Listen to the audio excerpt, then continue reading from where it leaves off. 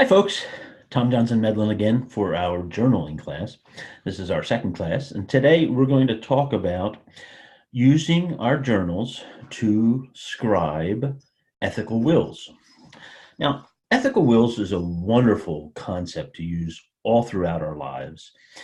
It is the idea that we have things to give people that may not be tangible. They may not be like this can of soda. It may be that that's something that's not quite like the cell phone. Something like, I love the time that I remember you going camping with us and waking up early in the morning and sneaking into Grandpa's tent and asking him if he would make you hot chocolate. Ethical wills, giving to people things that are not physically something you can hold in your hands, but something that you can hold in your mind, something you can hold in your heart, something you can hold in your soulful side. So that's what an ethical will is. And we want to talk about how we can put them into our journals. So I think for the sake of organization, it's just simply a matter of deciding how you want to use the pages to collect the data. Then you can go ahead and pour out those things that are in your heart, your mind, your soulfulness, things that your body has experienced in the past, right? That you can put them on paper. So my first thought is maybe you just assign a page to everybody in your life that you want to give an ethical will to. So, if you're a parent, you might want to go through and list all your children. If you're not a parent, you may want to go list all your friends and all the relatives in your journal that you want to give something to, want to share with. So first of all, think about how you want to do that, or you could do a half a page. And it's not really critical, right? Because if you do a half page and you need more, you've got plenty of room later.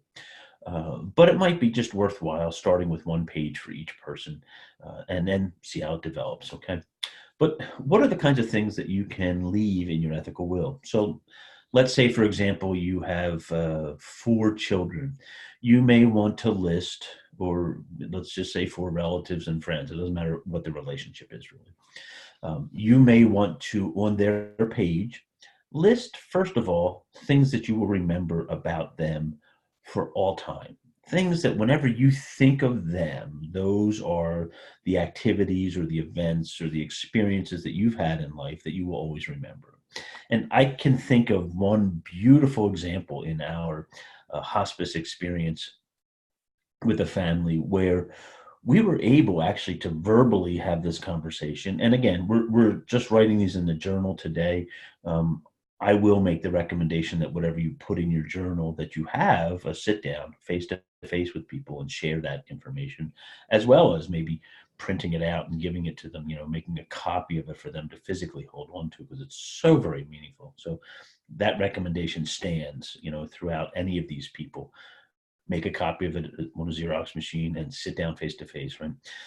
But we had a family meeting where we were having a verbal ethical will sharing, and we shared back and forth. It was actually a grandmother and her 2 grandchildren, and it was also her daughter. Their mother was also present. And during the time that we gathered, we asked everybody to think of what it is they wanted to share with each other that would be the most memorable thing that they could give them. We talked a little bit about ethical wills and gave some specific examples, but this was a particularly difficult case, actually, because the grandmother, she had to use a speech board because she could not talk.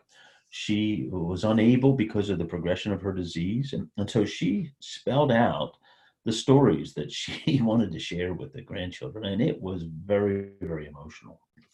The stories that she shared, I can give you 2 of them to encapsulate the time.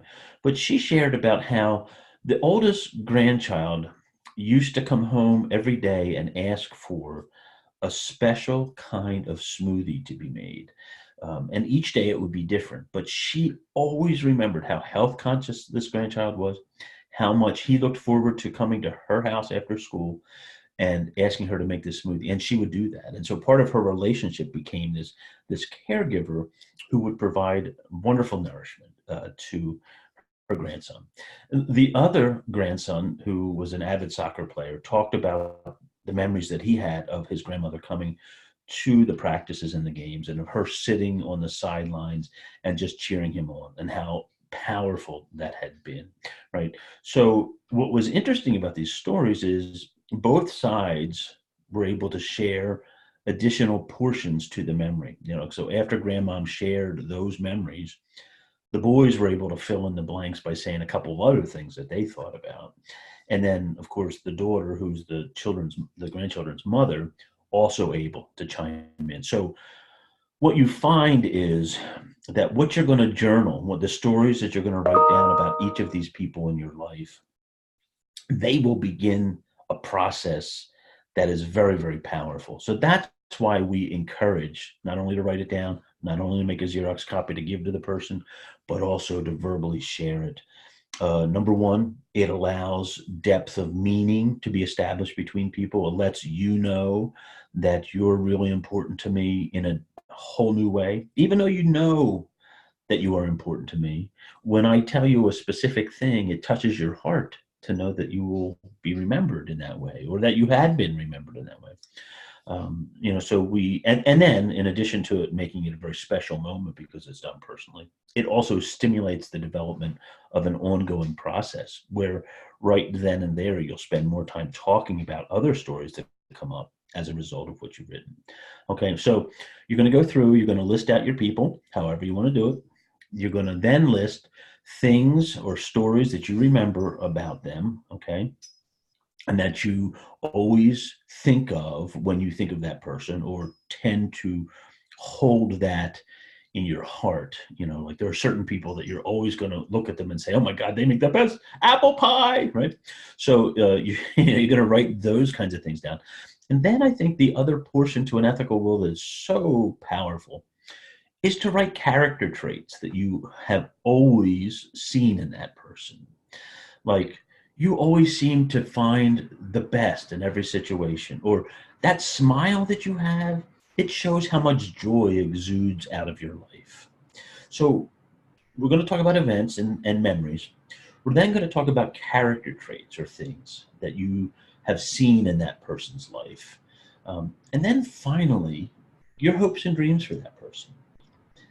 I hope that you go on to veterinary school and become the best veterinarian available to the community that you live in. Or I hope that you find a person who is able to take care of that portion of your life that you have always wanted to have a person a part of.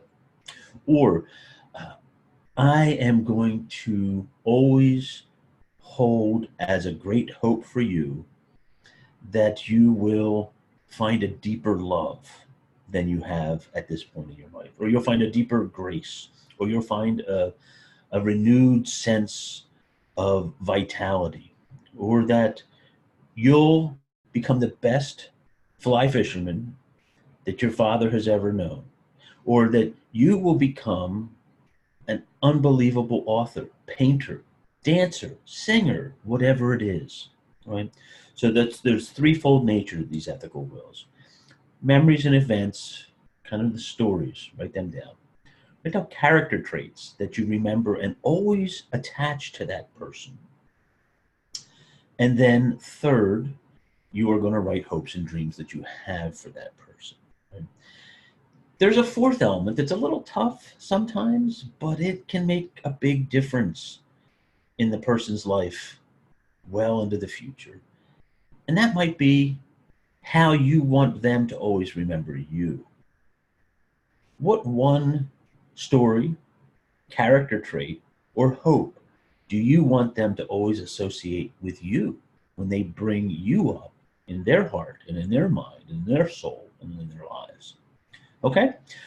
So we're going to use our journal for all of this. So figure out how you want to divide it up, either a full page, a half a page, or maybe you just go through and you think of particular stories and write the person's name down, and then after a couple of days of doing that, you go back and you collect all the pieces and put them into one. It's totally your way of organizing your journal. But what we're doing is we're gifting people with things that are not just tangible.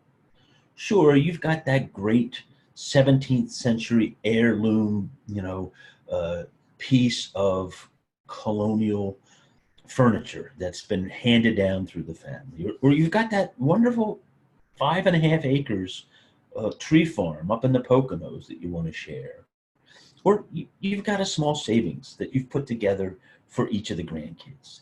Those portions of a will are always necessary and are always a part of who we are as people. Gifting out of the products or stuff of our existence, physical stuff, physical products.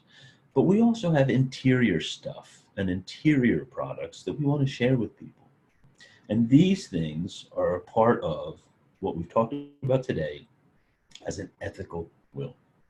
So good luck, and be sure to share with the person who shared this video with you how it is that this worked. Was it difficult? Was it easy? Was it a success? Did everybody gab and gab and gab after you shared the wonderful things that you had to share? Okay, so make sure you give us some feedback.